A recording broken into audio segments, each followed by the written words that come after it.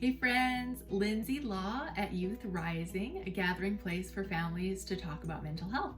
I hope you guys had a great week and had an opportunity to look at your emotions and see how you respond to them. And today we're going to talk more about how we allow and process the emotions that come into our life.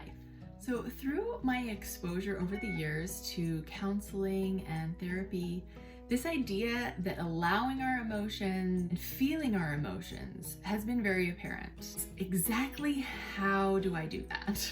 Today we're going to talk a little bit about why that's so important for us to allow and process our emotions, and as well how you actually go about doing it.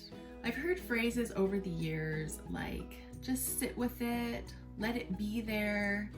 And these phrases have been really helpful to a point, but I have had a hard time in actually figuring out how to do that. So hopefully today will shed a little bit of light on that. So I want to share with you now the science behind why it's so important to allow these emotions in our bodies and what happens when we don't.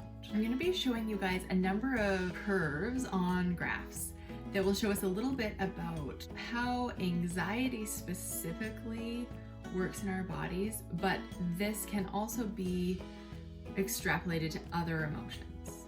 I will also put the links to where I found these graphs in the description. This first graph here is the natural curve of anxiety. If you look at the graph, you can see at the bottom left, something triggers our emotion. A situation triggers a thought that creates emotion. The emotion rises to its climax, and then if we allow it, it begins to subside and we become calmer and are at a more regulated emotional state. For anxiety, the research shows that if we are able to allow the emotion of anxiety, it will only last for 5 to 30 seconds.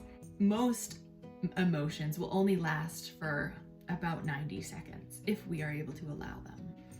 So in this second graph, it shows how if we intercept this natural curve of the emotion and not allow it, we actually create kind of this feedback loop, which allows that emotion to continue longer. So as you look at the graph, you can see anxiety is increasing, but before it reaches the climax, we either avoid or resist or react to that emotion, which does bring the emotion down. But what it does is it returns us right to the beginning of the curve, and then we start to feel that emotion increase again. And so this is how we feel anxiety or another negative emotion for weeks or months at a time, because we just are stuck in this feedback loop. And it doesn't allow the natural curve to go through its process, to hit its climax, and then to come down the other side.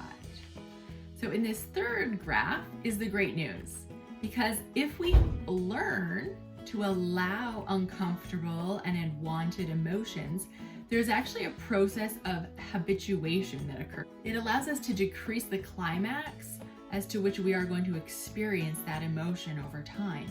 So as you can see, the first curve is high, but as we allow it, the next time we feel that emotion, the climax will actually be lower, and the intensity of that emotion will decrease with repeated exposure.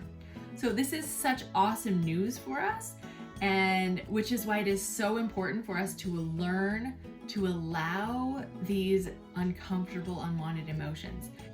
So this looks all really pretty on a graph, but easier said than done. I have recently discovered a way to process emotions that gives me a little bit more guidance and structure to how I actually do that. So again, this is something I've discovered through the Life Coach School. The method is called the NOW method, and I call it processing emotions now, because when should we process an emotion?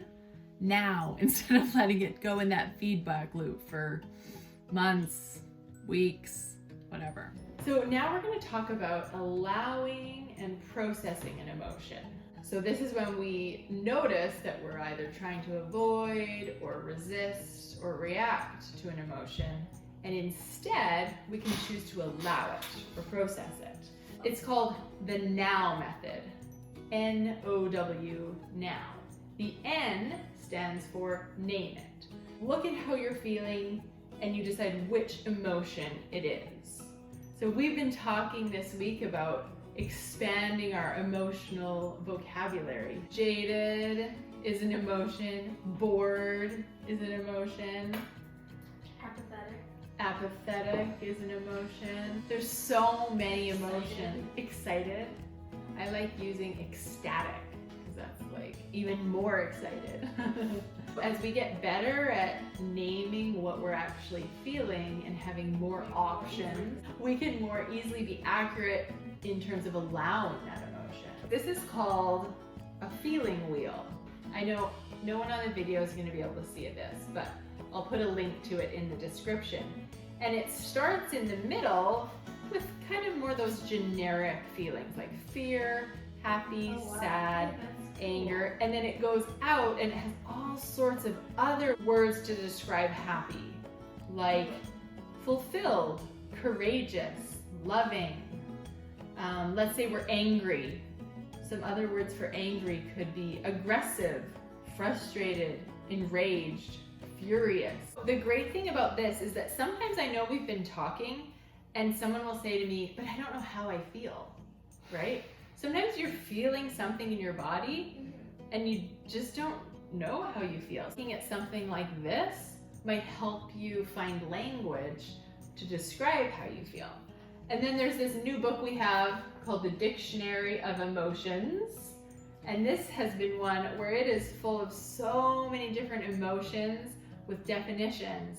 And so we've been taking some time to just look at it and read through it. There's so many different feelings we can have in our bodies. Once we've named it, once we've figured out what is it that I'm feeling, we can write it down or just think of it in our head. Okay, N, we've named it. And the next thing is the O. We want to be open to that feeling.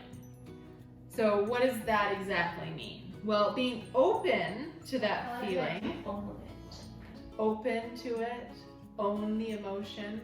So sometimes what I do to help myself be open to an emotion or own it is to say, it's okay that I feel distressed. It's okay that I feel jealous. I can see why I feel confused. Bring it on, frustration. It's okay. I can feel frustrated, bring it on. You kind of send a message to your brain that it doesn't need to resist, avoid, or react. It's okay to feel that emotion. I write down why I might be feeling that way. So I get really curious. It's like, I'm jealous. Why? Why am I jealous? And so I might write down some ideas about what could be bringing up that feeling for me. I get really curious about maybe what circumstances are in my life or maybe there's a specific event that just happened and I do a thought dump and I write down why I might be feeling that certain way.